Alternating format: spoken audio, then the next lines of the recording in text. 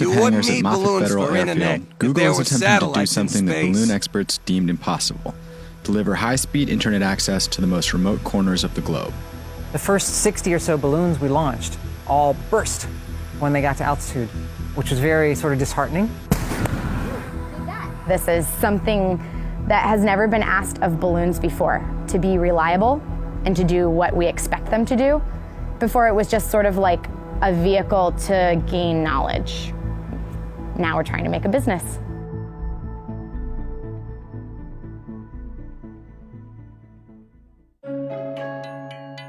Launched in 2012, the first 2 years of Project Loon were a process of rapid iteration. The team had to prove it was possible to deliver reliable internet access to specific locations in the most remote parts of the globe.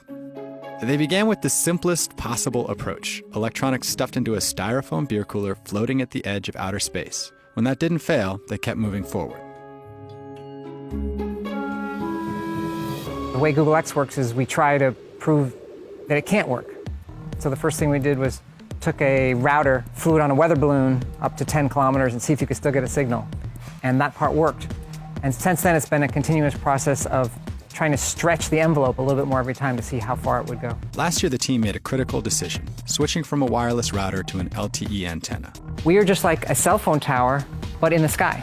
And the same way that their central office of the telco interacts with all their cell towers, they will interact with our balloon. Another way to think about it is, if you drive down the highway on a phone call, you will switch between cell towers. What we're doing is kind of flipping that on its head. So you're standing still on the ground with your LTE phone, and as one balloon goes overhead, another balloon comes in range, and you're switching between one balloon to another without dropping the call. The balloons today can cover 5,000 square kilometers on the ground. You can get 15 megabits per second to your phone, or if you have a little MiFi device, you can get 40 megabits per second from the balloon. So have you guys considered just selling this as like a toy for children's parties and stuff? Yeah. I'm gonna need the hanger to go with it. Yeah. Some hashtag. What the?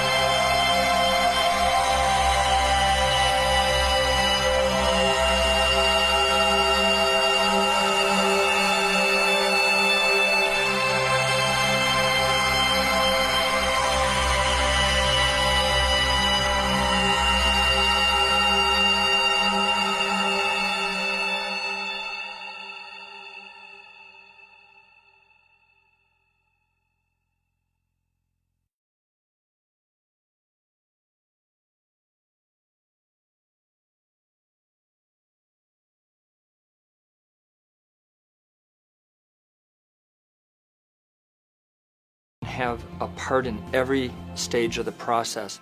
John Grunsfeld, former NASA Associate Administrator and astronaut, worked on scientific balloon payloads while earning his PhD. The first time I saw a balloon launch, helium was in the bubble, it was on the spool opened up, and I heard the rustle of the polyethylene and saw it rising, and then the balloon took off and off it went. I thought, this is just the coolest thing ever. I went on to do 3 Hubble Space Telescope servicing missions. And for that, it was much more like scientific ballooning, because there was a moment where I was inside of the Hubble Space Telescope, this time in a spacesuit, working with tools, reaching inside of the Hubble, and I had a flashback right to that moment on the flight line, reaching into my balloon gondola. And the thought that I had at the time was, all of those lessons that I learned in building the payloads, preparing them for flight, was preparing me to go service and upgrade the Hubble Space Telescope. That I had at the time was, all of those lessons that I learned in building the payloads, preparing them for flight, was preparing me to go service and upgrade the Hubble Space Telescope.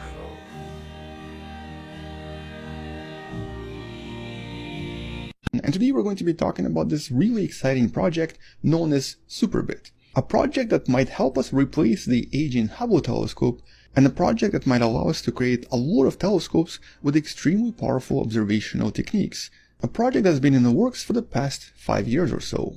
But it's not going to be a space telescope that's going to require a lot of planning and a lot of funding. It's actually going to be a telescope using a brilliant design from NASA, using a balloon. Something that NASA has been thoroughly testing for the past 5 years, and something that has already successfully been tested.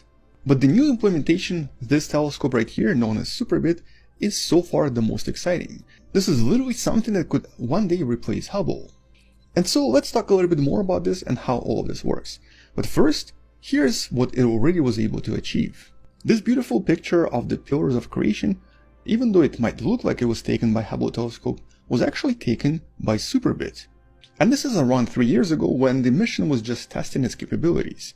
Since then, the international team from Durham University, Toronto University, and Princeton Universities have successfully teamed up with NASA and Canadian Space Agency to make this a reality. They officially are planning to launch this mission and to have it work full-time in April of 2022, which also means that we might enter a completely new era of space observation. And so first of all, this is an entirely new kind of an astronomical telescope. Unlike a typical ground observatory that's usually located somewhere in Chile, somewhere on top of the mountains, mostly because there's less atmosphere there, or the typical commercial telescopes you might have at home or might be able to purchase in a store, SuperBit has one main advantage.